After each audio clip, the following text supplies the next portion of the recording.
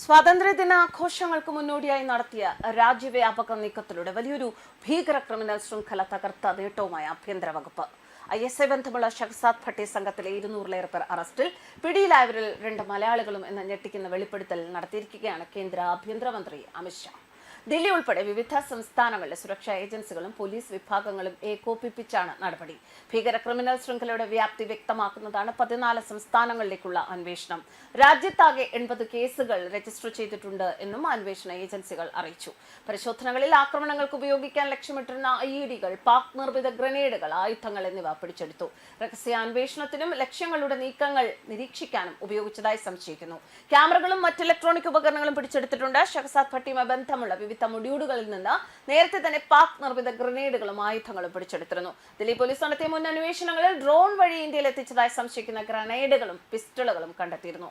പാകിസ്ഥാനിൽ പ്രവർത്തിക്കുന്ന ഷഹസാദ് ഭട്ടിയുടെ ശൃംഖല സോഷ്യൽ മീഡിയയിലൂടെയാണ് ഇന്ത്യൻ യുവാക്കളെ റിക്രൂട്ട് ചെയ്തത് എന്നാണ് വിവരങ്ങൾ. പണം വാഗ്ദാനം ചെയ്തും സമൂഹ മാധ്യമങ്ങളിലൂടെ ബന്ധം സ്ഥാപിച്ചുമാണ് യുവാക്കളെ സംഘത്തിലേക്ക് ആകർഷിച്ചത് എന്ന് പോലീസ് വ്യക്തമാക്കിയിരുന്നു. തുടർന്ന് ഇവരെ നിരീക്ഷണം, ആയുധ കൈമാറ്റം, ആക്രമണങ്ങൾ എന്നിവയ്ക്കായി ഉപയോഗിച്ചു എന്നാണ് അന്വേഷണ ഏജൻസികളുടെ കണ്ടെത്തൽ. ഭട്ടിയുമായി ബന്ധമുള്ള കേസുകളിൽ NIAയും അന്വേഷണം ശക്തമാക്കിയിട്ടുണ്ട്. പഞ്ചാബിലെയും ഹരിയാനയിലെയും 18 കേന്ദ്രങ്ങളിൽ NIA നടത്തിയ പരിശോധനയിൽ ഡിജിറ്റൽ ഉപകരണങ്ങളും രേഖകളും പിടിച്ചെടുത്തിരുന്നു. ഭട്ടിയുമായി ബന്ധമുള്ള നിരവധി ഭീകര ക്രിമിനൽ കേസുകളിലെ ഗൂഢാലോചനയാണ് NIA പരിശോധിക്കുന്നത്.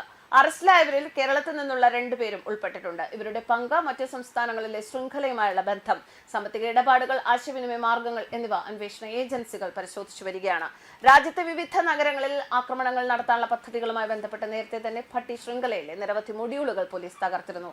ദില്ലി, പഞ്ചാബ്, ഹരിയാന, രാജസ്ഥാൻ, ഉത്തർപ്രദേശ്, മധ്യപ്രദേശ്, മഹാരാഷ്ട്ര തുടങ്ങിയ സംസ്ഥാനങ്ങളിൽ നടന്ന അന്വേഷണങ്ങളിൽ ഭീകരാക്രമണങ്ങൾക്കായുള്ള റിക്രൂട്ട്മെന്റും ആയുധ ശേഖരണവും സംബന്ധിച്ച വിവരങ്ങൾ പുറത്തുവന്നിരുന്നു. എന്തായാലും ഈ രാജ്യവ്യാപക നീക്കത്തിലൂടെ വലിയൊരു ഭീകര ക്രിമിനൽ ശൃംഖല തകർക്കാനായി എന്ന വിലയിരുത്തലാണ് സുരക്ഷാ ഏജൻസികൾ. അറസ്റ്റിലായവരുടെ ചോദ്യം ചെയ്യലും പിടിച്ചെടുത്ത ഡിജിറ്റൽ ഉപകരണങ്ങളുടെ ഫോറൻസിക് പരിശോധനയും തുടരുകയാണ്.